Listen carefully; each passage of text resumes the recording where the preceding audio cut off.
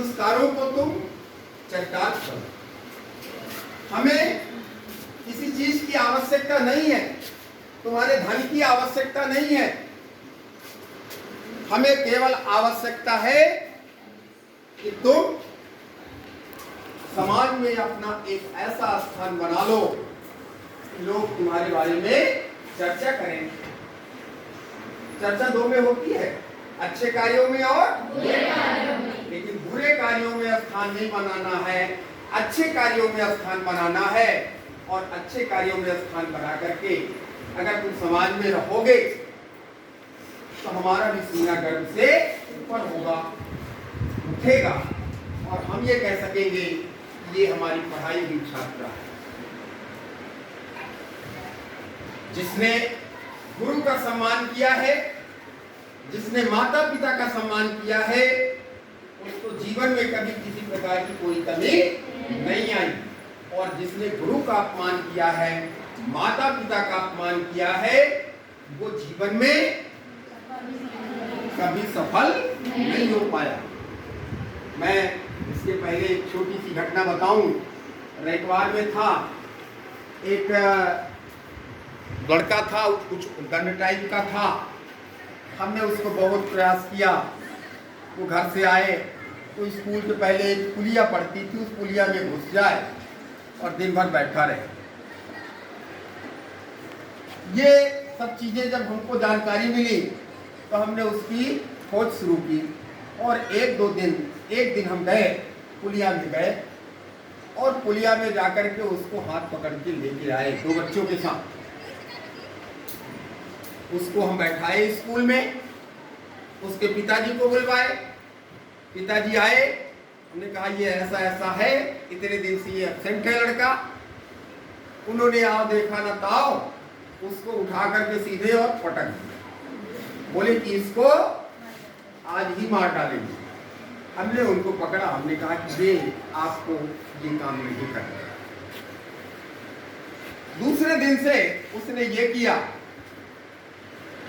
वो उस समय जब हम थे तब वो 6वीं में फेल हो गया, फिर 7वीं में भी फेल हो गया। 8वीं में, ये जुलाई अगस्त की बात,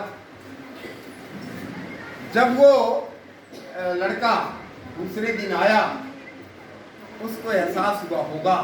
वो आया और 5 हुआ, बोला कि सर अब आज के बाद ऐसी जीवन में गलती नहीं। हम पढ़ाते थे, उसमें गणित और विज्ञान का पीरियड लेते थे। हमने ये देखा उसके जीवन में कैसा बदलाव आया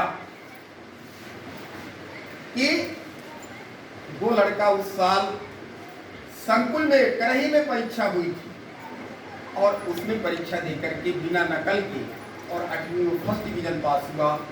आज वो कहीं पे बी करके और एक अच्छे उसमें 1 लाख से ऊपर, 1-1.5 लाख के करीब के पर मंथ के पैकेज में वो काम कर रहा है। आज भी वो लड़का आता है तो हमसे मिलता है और बोलता है कि आपने नाम क्या है? छोटा टोला का था, इतना बड़ा वो नाम भूल गया, छोटा टोला का है वो लड़का।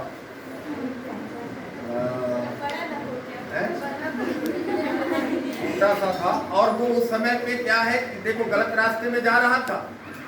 2-4 लड़के हो गए थे, वो पुलिया में बैठ करके और बीड़ी भी पीने लगा था, बीड़ी पीता था।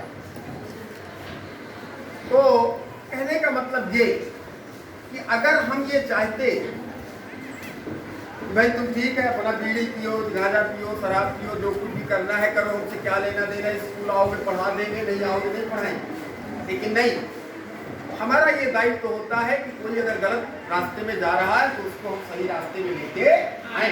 वो काम हमने किया और उसने माना, आज उसका जीवन सुखमय।